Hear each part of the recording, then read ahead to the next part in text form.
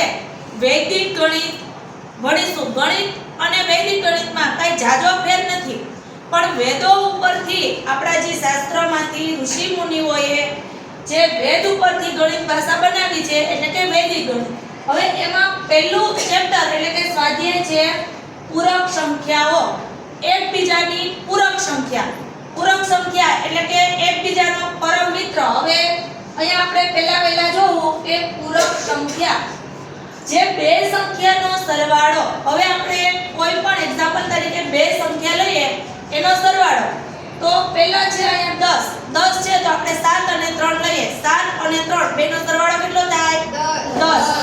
એવી રીતે 100 છે, અહીંયા 1000 એટલે કે 10 એમ થતો હોય કે બે સંખ્યાઓને એકબીજાની પૂરક સંખ્યા કહેવાય।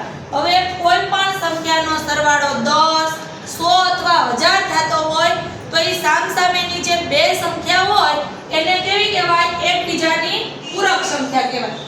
હવે જો જ્યાં 10, 100, 1000 વગેરે એટલે કે 10 ની n, જ્યાં n છે એ કેવો છે? ધન પૂર્ણાંક સ્વરૂપે, આપણે ઘાત સ્વરૂપે લખીએ ને એવી રીતે આધાર તરીકે ઓળખાય છે। હવે બે પૂરક સંખ્યાનો સરવાળો એના આધાર જેટલો જ થાય। પૂરક સંખ્યાઓમાં આપણે જોઈએ તો કે એકની પૂરક સંખ્યા 9 છે। હવે કારણ કે તો કે અહીંયા 1 + 9 બરાબર કેટલા થાય? 10। હવે અહીંયા આપણે એવું કહી શકીએ કે 1 નો પરમ મિત્ર છે ને એ 9 છે। અહીંયા એના બેના આધાર કેટલો થાય છે? તો કે 10 થાય છે। તો અહીંયા 1 નો પરમ મિત્ર કોણ થયું? 9। હવે એવી રીતે અહીંયા 4 છે તો કે 4 ની પૂરક સંખ્યા 6 છે। કારણ કે તો કે 4 + 6 બરાબર કેટલા થાય છે? 10। તો 4 છે ને એ 6 છે એનો શું છે? પરમ મિત્ર આપણે કહી શકીએ। હવે અહીંયા આપણે આ 10 વાળી વાત થઈ ગઈ। હવે આગળ આપણે સ્ટેપ વધીએ તો કે 100। હવે 55 ની પૂરક સંખ્યા કેટલી છે? 45 છે। તો હવે 55 + 45 કરશું તો શું મળશે? 100। તો આપણે કહી શકીએ કે 55 છે ઈ 45 નો શું છે? આપણે એવી રીતે આના પરમ મિત્ર છે આગળ જોઈએ તો કે 3 નો પરમ મિત્ર છે એ કોણ થાય? 7। કારણ કે 3 + 7 કરશું તો જવાબ કેટલો આવશે? 10। હવે ઇથી આગળ જોઈએ તો કે 2 છે, 2 નો પરમ મિત્ર કોણ થાય? 8। કારણ કે 2 + 8 કરશું તો જવાબ કેટલો આવે? 10। હવે અહીંયા આગળ જોઈએ આપણે તો અહીંયા 4 અને 1 નો આપણને આપેલો તો હવે 3 અને 2 નો જોયો એમાં આપણે આગળ જોઈએ તો કે એક અંકની સંખ્યાની પૂરક સંખ્યા। હવે જો એક અંક હોય અને એની આપણે સામેની પૂરક સંખ્યા જો ગોતવી હોય ને તો એને શું કરવું પડે કે એના આધાર જે લીધો હોય એમાંથી એને માઈનસ કરવી પડે। હવે એક અંકની સંખ્યા હોય ને તો એનો આધાર કેટલો હોય? તો કે 10। એક અંકની સંખ્યાનો આધાર કોણ હોય? 10। હવે એક અંકની સંખ્યાની પૂરક સંખ્યા 10 ના આધારે શોધવા માટે તે અંકને 10 માંથી બાદ કરવામાં આવે છે।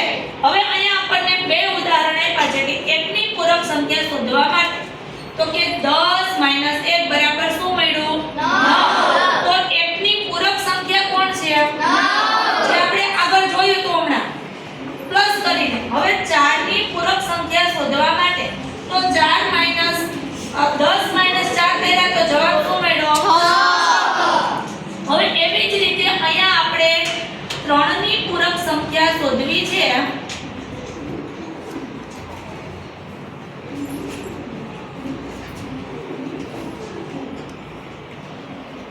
જો 3 ની પૂરક સંખ્યા ગોતવા માટે શું કરશું તો કે 10 - 3 બરાબર 7। હવે તો કે અહીંયા 3 ની પૂરક સંખ્યા આપણને કેટલી મળી? 7। હવે એવી જ રીતે આપણે અહીંયા 2 ની ગોતવી હોય તો અહીંયા આપણે શું કરીએ તો કે 10 - 2 બરાબર 8।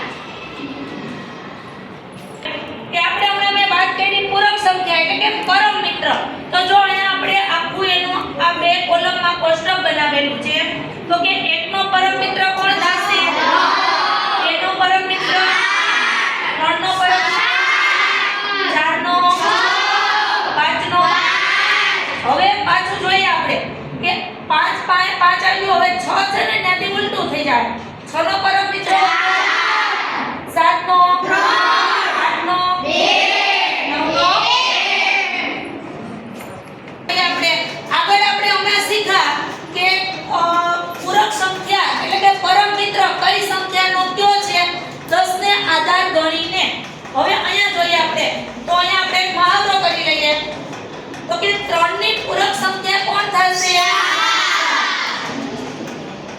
7 ની પૂરક સંખ્યા 5 છે, 8 ની 9 ની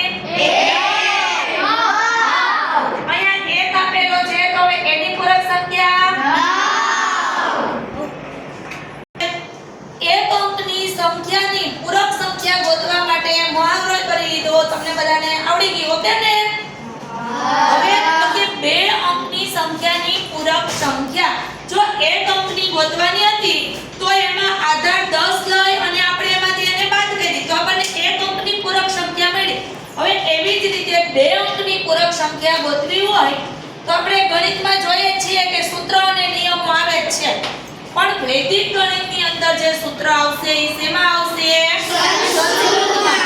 તો બે અંકની પૂરક સંખ્યા શોધવા માટેનું સૂત્ર છે નિખિલમ નવદશ્યમ દશતઃ.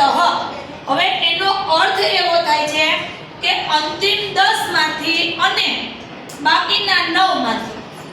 હવે આપેલી સંખ્યા છે એ જો અહીંયા બે અંકની પૂરક સંખ્યા કીધી તો જે પહેલી સંખ્યા છે એને 10 માંથી અને એની આગળની સંખ્યા છે એને 9 માંથી બાદ કરવાની રહેશે.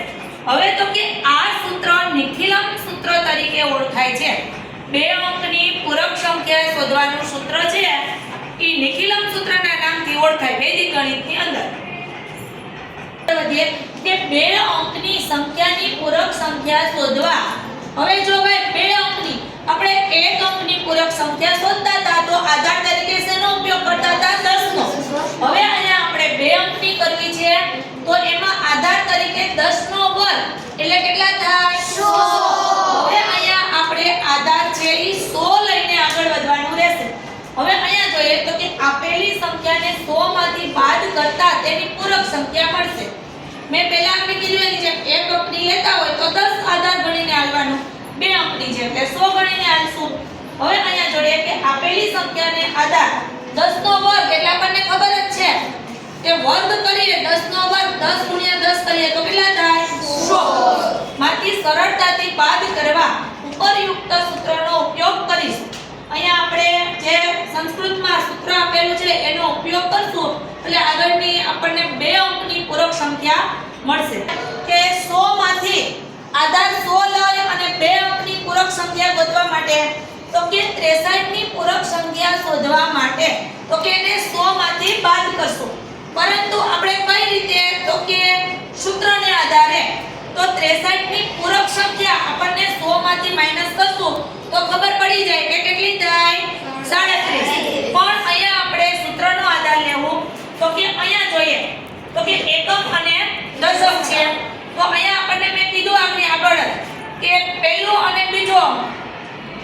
હવે અહીંયા આ બીજો અંક છે એને 9 માંથી માઈનસ કરવાનો છે તો 9 માંથી 6 માઈનસ કરીએ તો કેટલા વધે?